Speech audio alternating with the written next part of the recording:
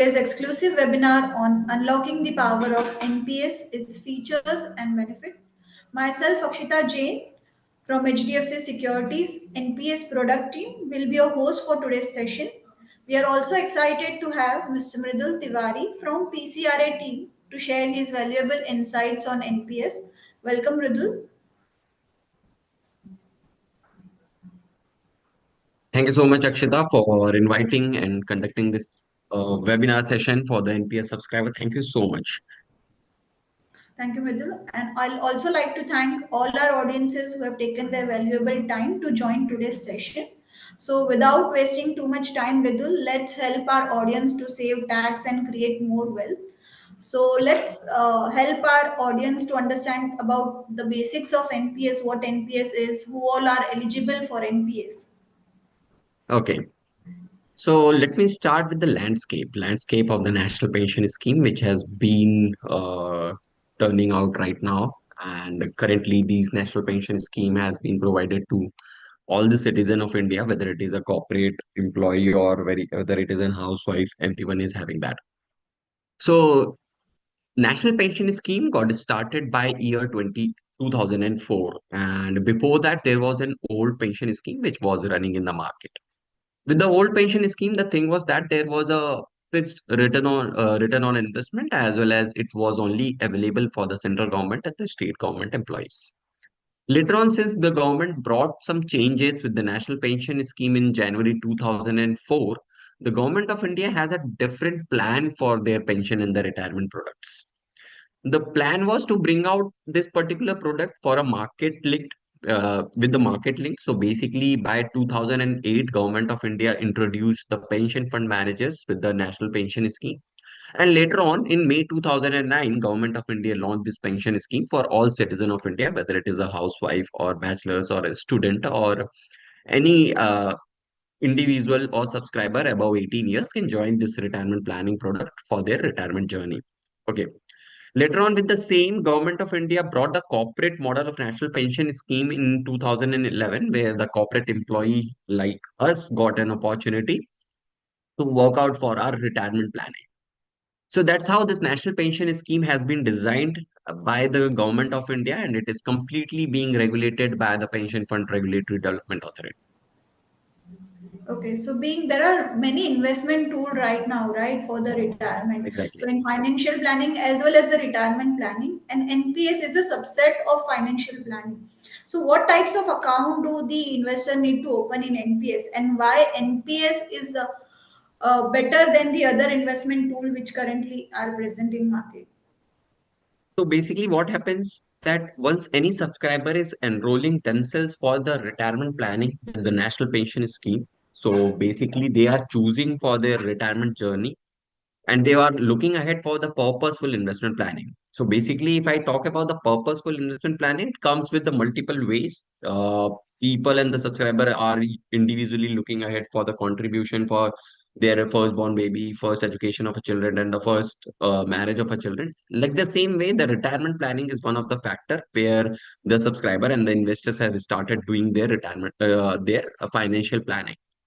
Later on, once any subscriber gets this national pension scheme, they will generate a permanent retirement account number. This PRAN number is mandatory, and once you have this PRAN number, any subscriber would be able to manage types of NPS account. One is Tier 1 NPS account, and another is Tier 2 NPS account. Now, if I talk about the Tier 1 NPS account, it is basically a mandatory account. It is a default pension account. So any subscriber is having a tier 1 NPS account, then only he or she would be able to have a tier 2 NPS account. So basically tier 2 NPS account is just completely uh, optional account. That's why it is not mandatory. But tier 1 NPS account is a mandatory NPS account. And the contribution which subscriber are doing toward their tier 1 NPS account for their retirement planning, there is a tax benefit as well until certain limit. Now let's talk about the contribution. So basically in the NPS Tier 1 account, subscriber himself or herself can contribute into it voluntary as well as they can also contribute through their employer. So employer's contribution as well as the subscriber voluntary contribution will provide them a tax benefit. Now, as I mentioned, that the NPS is basically a product which is supporting for the retirement planning. That's why there is limited withdrawal options with the NPS Tier 1 account. And later on, if I see the contribution, so basically minimum contribution which will be required is around 500 rupees.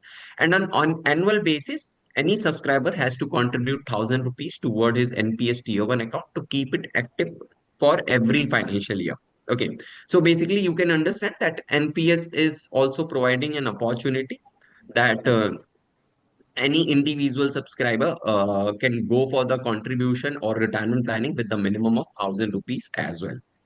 Okay, now contribution can be done frequently. You can choose to contribute anytime in the NPS Tier 1 account. Okay, now that was all about the Tier 1 NPS account. Let's talk about the Tier 2 NPS account. So basically, Tier 2 NPS account was formed to remove the liquidity challenge which subscriber of National Pension Scheme were facing. So basically, PFRDA here brought the another type of NPS account which supported them to work out for their investment goal purposes. As I mentioned, that there are multiple investment goal purposes of any subscriber or investor. So they can choose the NPS Tier 2 account for the same. The best part about the Tier 2 account that it doesn't have any charges to open. So basically, once any subscriber wants a Tier 2 NPS account, he may he or she should be having a Tier 1 NPS account. And second, there is a just link. Once you click on that link, you just need to contribute 1,000 rupees and your Tier 2 account will get active. Another best part about the Tier 2 NPS account that any subscriber can invest 100% of their investment in the equity asset class, providing them an opportunity of generating around 16 to 17% of ROI. Other than that, there is no withdrawal restrictions with the Tier 2 NPS account. Basically, any subscriber can contribute today and they can withdraw by tomorrow as well. So, as per their own choices of their investment goal, they can utilize the Tier 2 NPS account. Later on, the best other part is that once any subscriber has some corpus amount with their Tier 2 NPS account, they can transfer that Tier 2 NPS corpus to Tier 1 NPS account. This is only a one-way switch, which is possible. You are not allowed, or any subscribers are not allowed to transfer the Tier 1 account funds to Tier 2 NPS account. So that's all about Tier 1 and Tier 2 account. And what's your thought about starting a retirement planning, Akshita?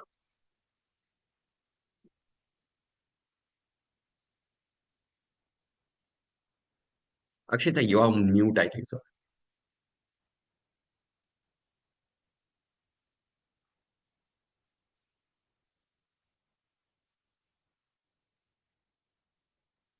Sorry to interrupt you, Akshita, but I think you are on mute.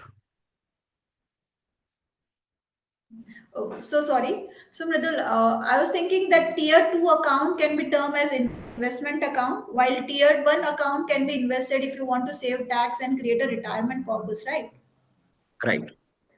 Okay. So talking about the tax benefit, coming to the attractive benefit of investing in NPS is you can create the wealth by saving the tax today and also by creating there's a liquidity also when you do a redemption, right? So what are the tax Right. benefit on NPS investment currently?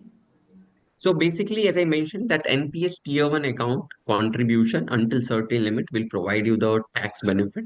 So basically, if I'm doing a voluntary contribution toward my NPS account or I'm doing a contribution through my employer, I will be getting a tax benefit.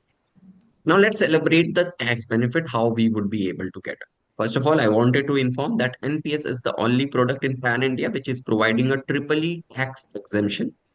That means that investment until certain limit in the national pension scheme is tax benefit. And once you generate a return on investment, that is also tax benefit. And once you go for a withdrawal from your NPS account, that will be also tax benefited. Okay.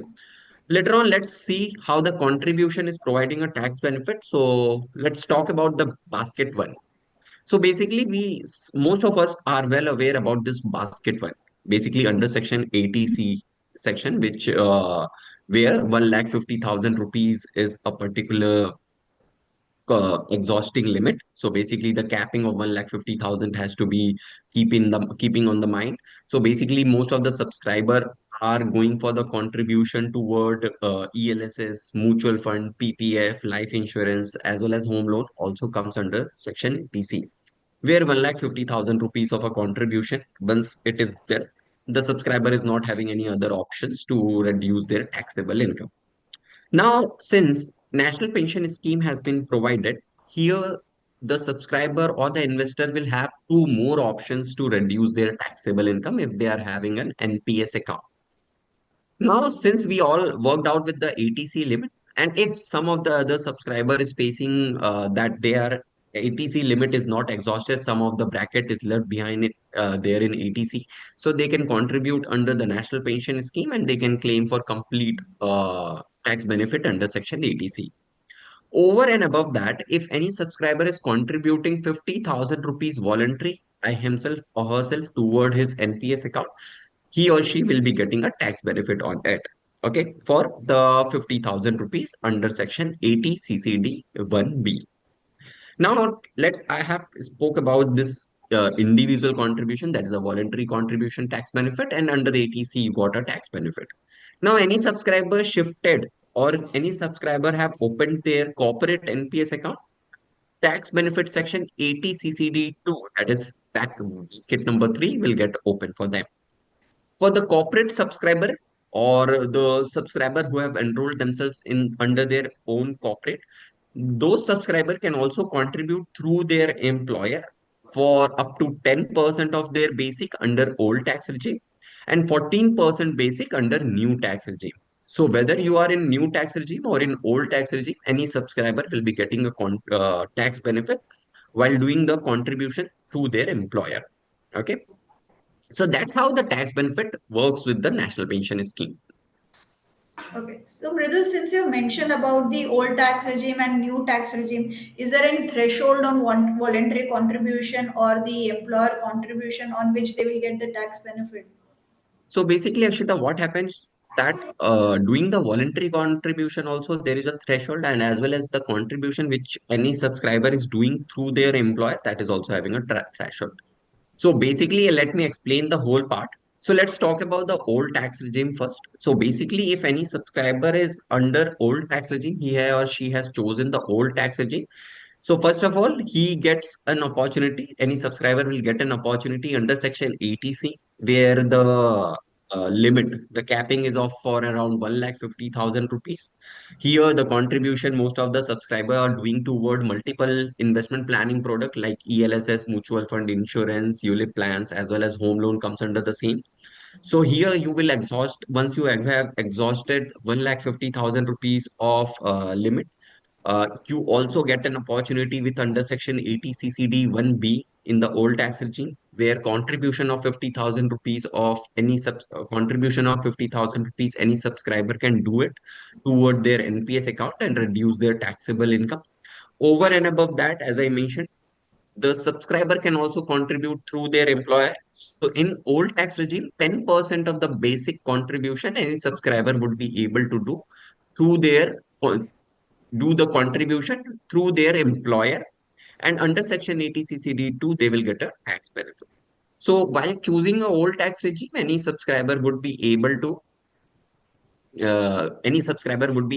reduce their taxable income with 2 lakh plus 10% of their basic contribution. So if I'm dividing it into three parts, 1,50,000 under Section 80C, 50,000 rupees under Section 80 CCD 1B, and 10% of the basic contribution through employer under Section 80 CCD.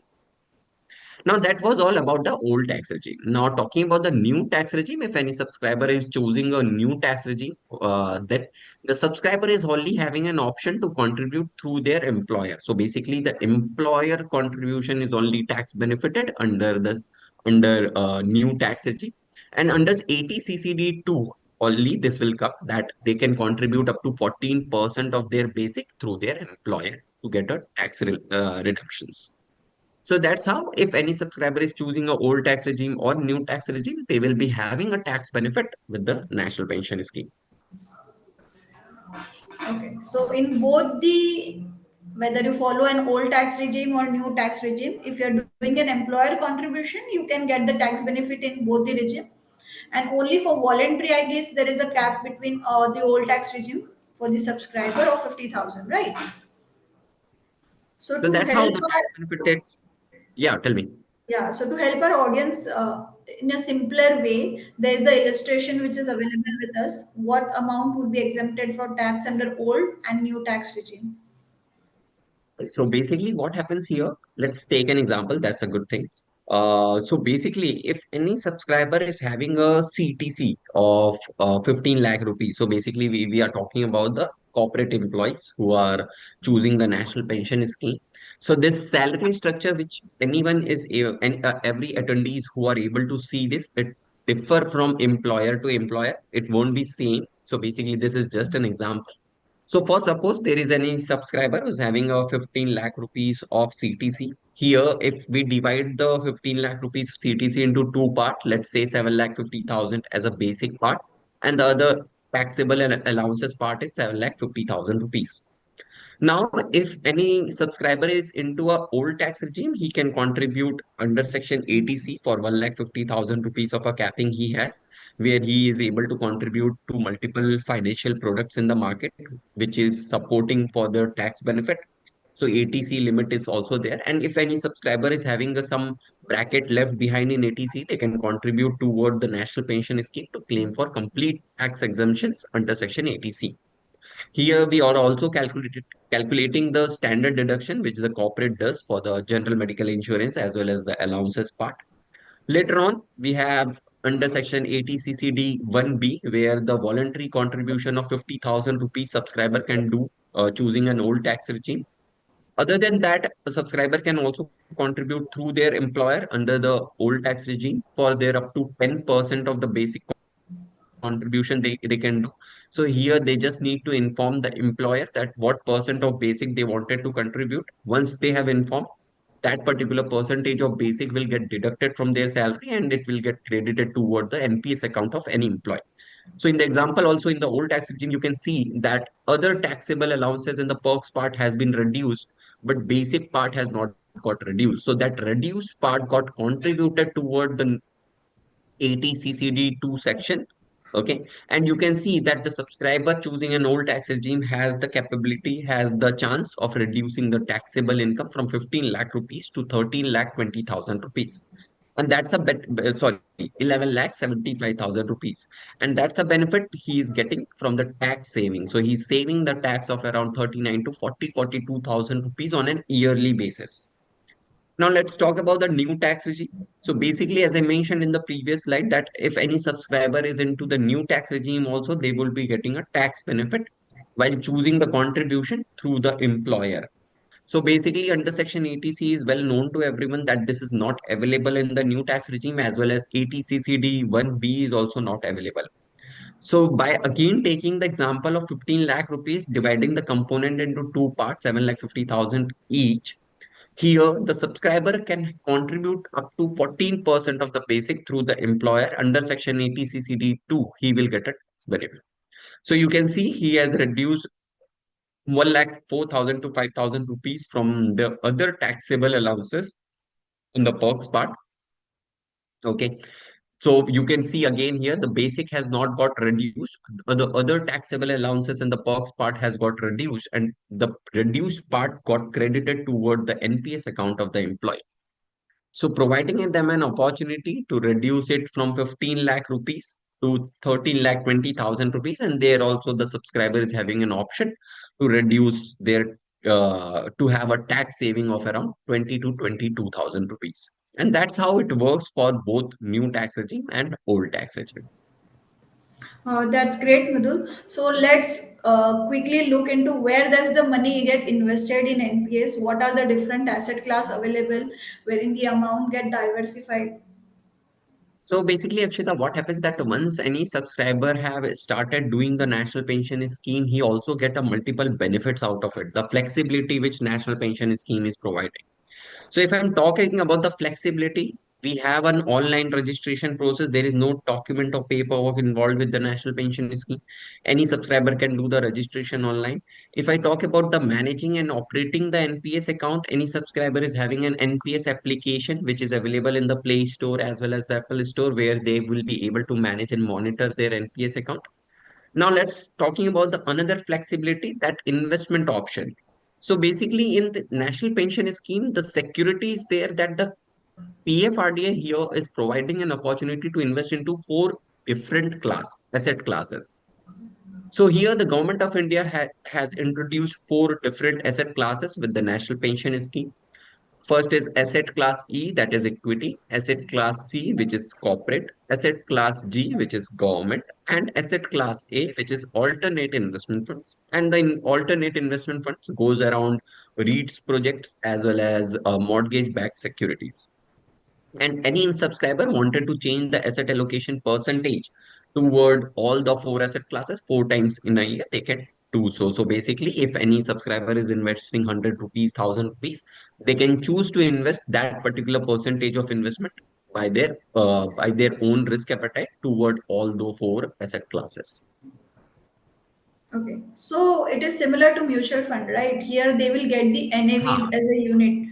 So they can also do definitely. an SIP or the lump sum payment if the market is down or they wish to increase their contribution in equity. They do have an option of SIP and the lump sum contribution, right? Similar to So mutual fund. basically, that's an opportunity that any subscriber, if sees that the going in future the market is quite risky, they can also change the asset allocation percentage from equity to corporate bond or government security, which are the safest one, where the fixed 9.8 to 10 point or 11 point of returns any subscriber is generating from their investment into corporate bonds and government securities. Okay. So we have talked about the investment classes which is available for the investors. What are the different investment choice available? So basically, any subscriber Sorry. So basically, what happens here, if any subscriber is choosing to invest into all the four asset classes, they have to they have to choose the choice of investment option, whether it is active choice, auto choice, or balanced life cycle. So basically, choosing either of these choices, subscriber will get a chance to invest into all the four asset classes. So if I talk about the active choice of investment planning, here the four asset classes again comes equity, corporate bond, and government securities and alternate investment. In the equity, the active choice has been restricted to 75%. So basically, the 75% of the investment can only go toward equity, choosing an active choice. Rest you have to divide between a corporate bond and government securities. Other than that, if any subscriber is facing a risk while contributing completely toward equity market, they can invest whole of their investment funds toward government securities and the corporate bond, getting a fixed return on investment of around 9 to 11%. Okay. So basically, active choice, you can understand it is a freedom of a choice as per my own risk appetite or as per the subscriber's risk appetite. They can choose to invest into all the four asset classes and they can divide their asset allocation percentage from equity, corporate bond, government securities, anywhere. Okay. Okay. So it's a So great that's choice how active choice available. works. Yeah, Yeah. right. So it's a great choice available, Mridul, for the one who want to manage their own funds, who don't Right. want to give somebody else the investment diversification. So we do have the auto choice as well, right? When the ready-made baskets are Exactly. available, it's similar to like a basket investment, right? Where the different baskets are available, and according to the risk appetite, one of the basket can be chosen by the subscriber. Exactly. So basically, here what happens in the auto choice, Akshita, that the subscriber, the individual are there in they in the NPS industry, or you can say the NPS subscriber are there who are completely occupied with their personal and the professional work. So here in the auto choice, it is here in the auto choice we get three chances, three options basically. We three choices. I should be saying that there are three choices. One is aggressive, which is a high risk, high return, which is named as an LC75. Another is moderate life cycle, which is 50% LC is 50. Okay, and that is moderate risk, moderate returns. And Last is conservative life cycle, which is low risk, low return. So basically, as per your own risk appetite, any subscriber can choose to invest into equity, corporate bond, government securities, choosing any of these life cycles. Now, as I mentioned, aggressive, and as I mentioned that it is for those who are completely occupied with with their personal and the professional work. Just because basically in the auto choice of investment planning, there is an automatic mode. It is an automatic mode that your investment life cycle or your investment allocation toward equity, corporate bond, government securities will automatically get changed. So here in this table also, everyone can see over here that if any subscriber is choosing an aggressive life cycle, LC 75% of their investment is going toward equity asset class, providing them a better returns in the market. Same with the moderate life cycle and the conservative life cycle. Moderate, here what happens, 50% of the investment goes to the equity, and in the conservative 25% of the investment is going toward equity. After 35, here what happens, the automatic allocation toward equity, corporate bond and government securities will go. So basically the change of allocation percentage will happen after 35, as we are well aware that equity losses are less to be recoverable after 35 because you get a less time to recover the losses. So basically, after 35, you reach to 36, 40, 45, 50. You can see in the screen that equity asset class is going toward downside, but corporate bond and government investments are going toward a higher side. That's how the protecting or the saving of your own investment for your retirement planning is being promoted. So basically, you should be having a safe and risk-free returns. That's why you get into the choice of investment option of auto choice, where your investment is safe and your investment allocation percentage will be happening automatically by growing above age. Okay. So in the auto choice, there is a limitation, right? After 35 years, your contribution in equity will go on decreasing. So recently, there's a one more choice which has been given to our subscriber, which is a balanced life. Can you throw some light on this particular choice available? Definitely. So basically, this has been recently introduced by our PFRD regulator, that in balanced life cycle fund, it is similar kind of a choice of investment allocation choice of investment options are available like auto choice of investment planning. But in a balanced life cycle fund, what happens that till 45th years of your age, your equity allocation is restricted to 50% and rest 50% is 50% is getting contributed toward the corporate bond and government securities. So basically, same year, it goes like automatic mode. After 45th year, you reach to 46, 50, 55. Your equity allocation will change automatically. So from equity allocation, which is earlier till 45 till 50%, and corporate bond is 30% and 20% toward the government securities, equity allocation will go down by 2% every year after 45th. You reach to 46, 47. Every year, 2% decrease will be happening. You can see on the screen. And in the corporate bond also, 2% decrease will be happening after every 2 years after 45th. Once you see the decrease happening toward the equity and the corporate bonds, on the other side, government allocation percentage will increase by 4% every year. That's how the safest way to work out for the retirement planning with the national pension scheme, choosing balanced life cycle, anybody can choose. Now, if anybody wanted to change the choice of investment option from balance to auto, from auto to active, 4 times in a year, any individual can also do. Okay. So the investor have an option to rebalance their portfolio if they think that they are not getting the appropriate return, they can change their, that is allowed 4 times in a financial year, right? Right. So we have talked about the investment class and the investment choice available. We do have the pension fund managers who manages the fund similar to the AMCs in mutual fund, right? So we have different PFMs available for an investor. They have freedom to choose any of the PFM they want, and it can be changed once in a financial year. What about the tax implication when they do a withdrawal, or what amount is exempted on tax when they took a withdrawal or an exit on NPS investment? So basically, as I mentioned, that the NPS is a triple E tax exempted, and here you get a tax benefit on every part. Basically, whether it is a partial withdrawal you are doing, or a premature exit you are taking out, or the maturity option. So where in at your maturity you are getting a tax benefit, it will completely tax benefit whenever you are going for a withdrawal. So basically, what happens in here, there are three types of withdrawal parameters. First is partial withdrawal, which are available with the NPS Tier 1 account.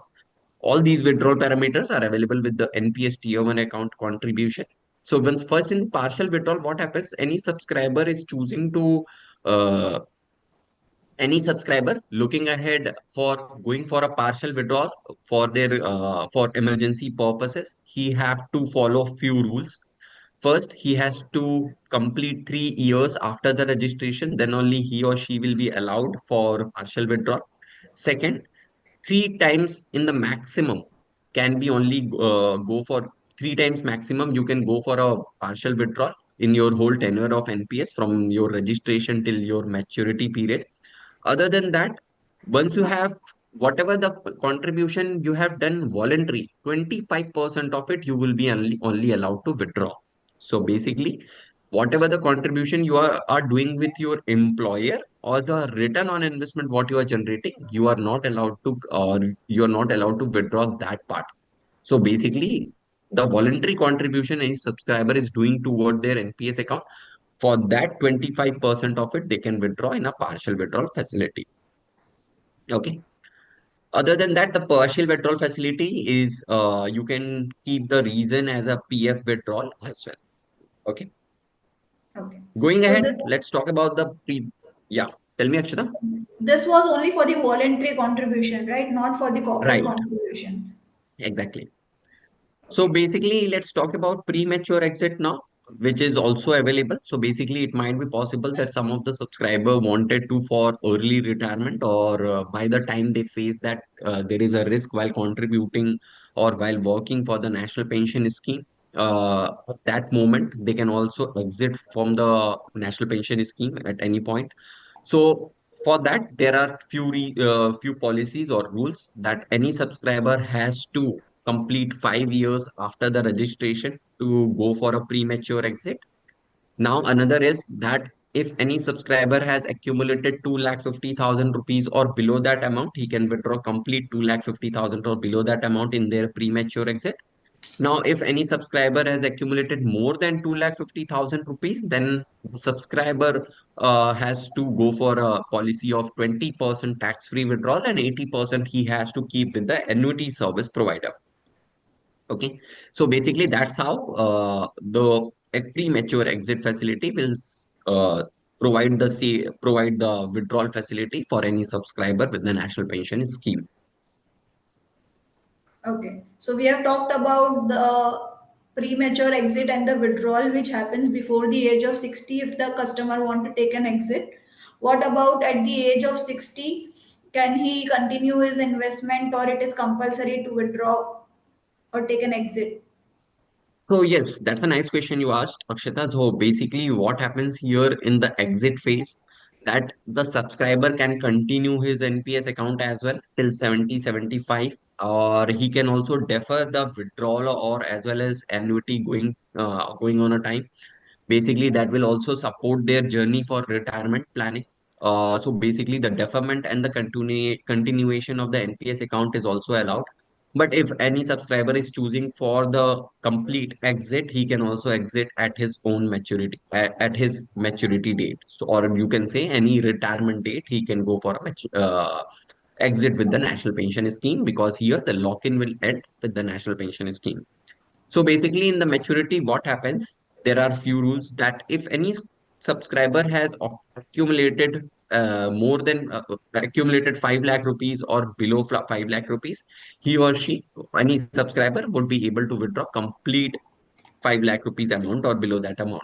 But if any subscriber is there who has accumulated more than 5 lakh rupees at that moment, subscriber will be having an option to withdraw 60% of their corpus, where that 60% you can choose for SLWP, SWP, where sequential wealth planning or sequential lump sum withdrawal, you can say, where you can reinvest with the national pension scheme, and you just need to select the time period and frequency to withdraw that 60% corpus amount.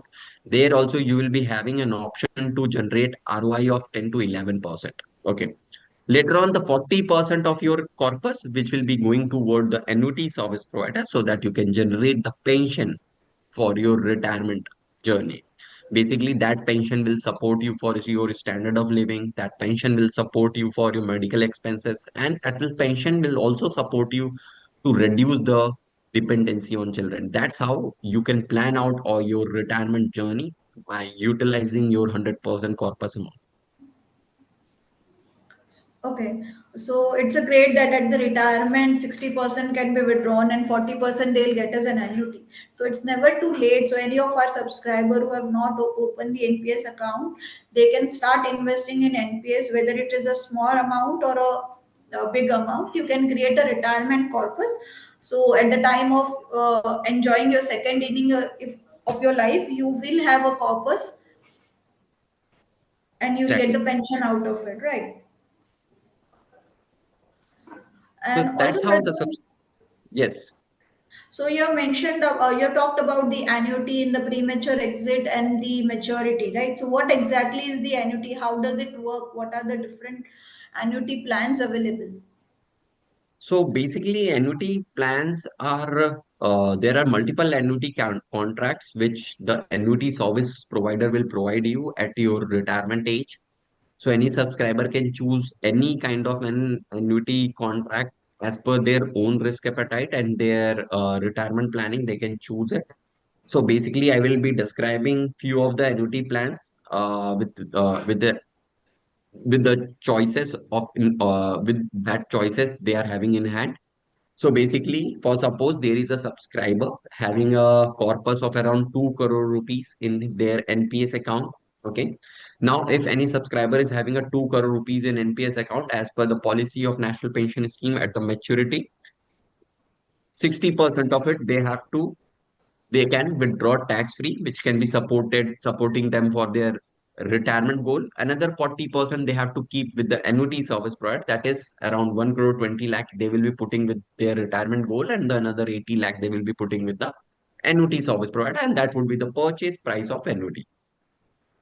Okay. Now, there are two types of annuity. One is with return of purchase price and another is the without return of purchase price. Now, if any subscriber is choosing with return of purchase price, maximum I will be telling you all about lifetime annuity plans. So basically, if I'm choosing annuity for life with return of purchase price, initially subscriber will generate the pension.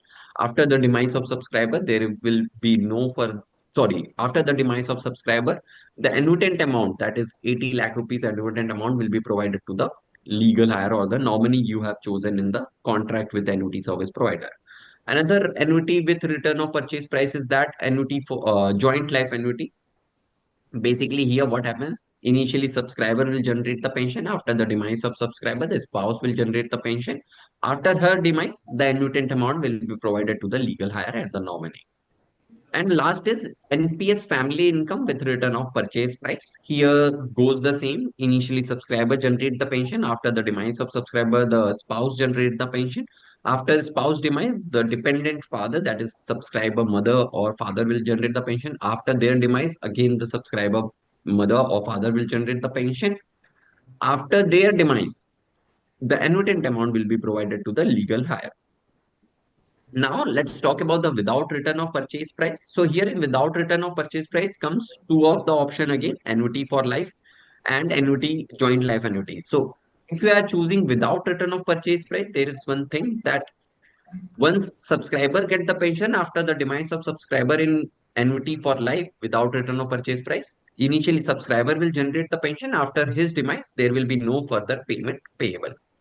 Now, if any subscriber goes for joint life annuity without return of purchase price, so initially subscriber will generate the pension. After the demise of subscriber, there will be no further payment payable.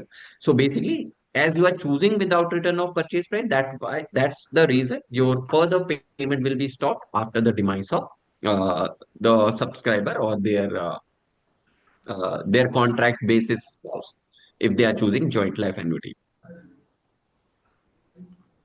Okay. So you have talked about the different annuity plans available. What is basically ASP, annuity service provider? We have heard about the PFM and the different AMC. What is ASP? So basically, these annuity service provider is one of the stakeholders which are working for the wealth planning. So basically, if I'm having a surplus fund and I wanted to utilize that particular fund for my retirement planning or long-term returns planning, I can choose the annuity service provider. And these annuity service provider are having a fixed return percentage, providing them providing you guys an assurity that you will be generating a fixed amount of pensions once you are at your retirement age. And with the national pension scheme, the annuity service provider plays a vital role because they support for the retirement journey of any subscriber joining the national pension scheme. Okay. So you have talked about the different annuity plan wherein they have an option to choose with family or without family, right? What happens in case of the death before maturity? So basically, there are two phases in NPS. You can understand that one is the contribution phase and another is the pension phase. So basically, before maturity is completely a contribution phase, and after maturity is a pension phase. If any subscriber got demised in the contribution phase or in before maturity phase, the whole of the corpus amount will be provided to the nominee, as you have an option to choose maximum of three nominees in the registration form. Whole of those three nominees will get the whole corpus amount. Other than that, if I talk about the after maturity, so as I have discussed about the annuity plans, multiple annuity plans, in here what happens that as per the annuity you have chosen, on that basis only that pension will be carried forward to the spouse or to the legal heir as per the contract you have chosen. So before maturity or after maturity, your corpus will be safe as per the choices of yours subscribers. Any kind of a movement or toward the investment or withdrawal works out. Okay.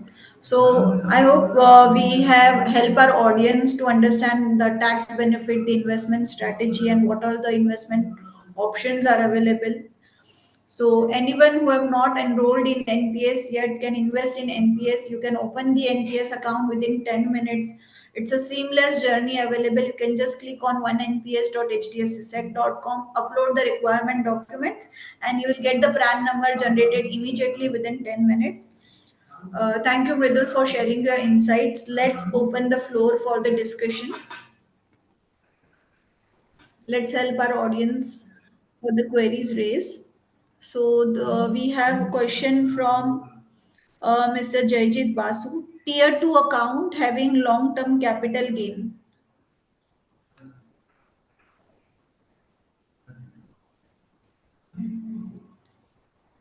Mridul, am I audible? Yeah. Yeah. So we have a question from Mr. Jaijit. Is tier 2 account having long-term capital gain? So basically, as I mentioned, Mr. Jayajit sir, that if you are having a tier 2 NPS account, it's the choice of yours that you are utilizing that particular account for long-term purposes or short-term purposes. It's up to you. So basically, if you are seeing for the long term, yes, you should be taking care of your equity allocations and the corporate bond and government security. The choice of investment options are same with tier 1 and tier 2, but the tax benefit part is different. So basically, there is no tax benefit or something like that with the NPS tier 2 account.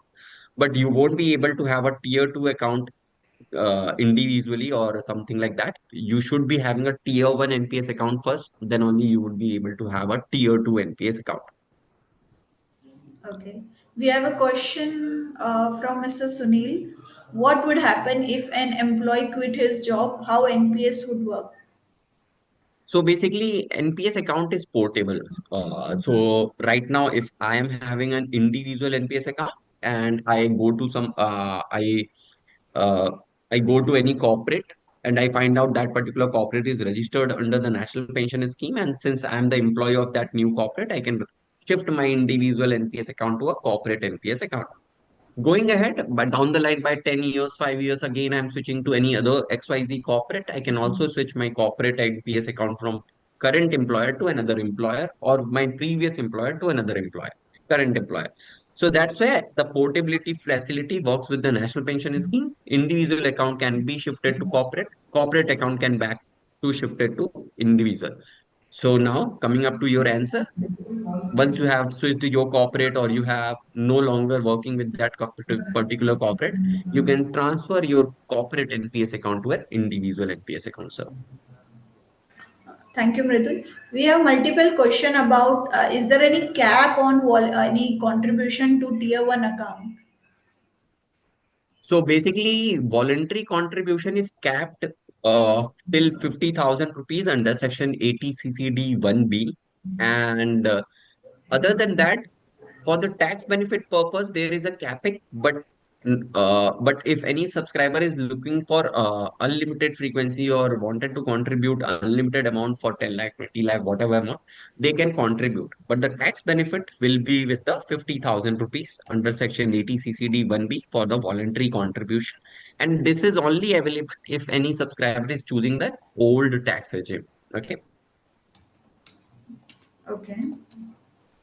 So we have a question from Mr. Jogesh. Recently, I opened my Wifed account, but it was offered different than Protean, which are the NPS service provider other than Protean.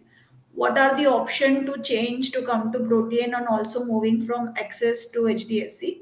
So I would like to answer Mr. Jogesh that you can change the service provider online. You can write to our operations team's email ID nps@hdfcsec.com and you can shift your PRAN account from other CRA to Protean.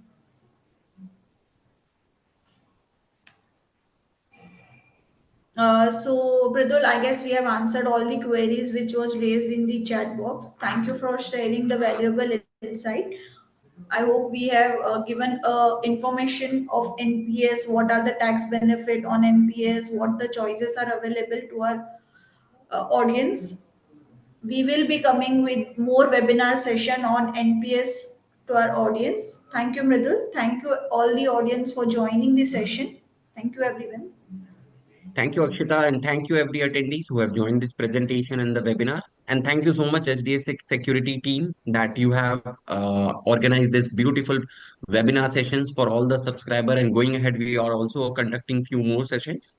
Thank you so much for calling me and inviting me to conduct this and provide knowledge toward the National Pension Scheme. Thank you so much. Thank you. And also, I'd like to inform that this recording is available on our HDFC Securities YouTube channel. If anyone wants to check the recording, they can check on our YouTube channel. Thank you.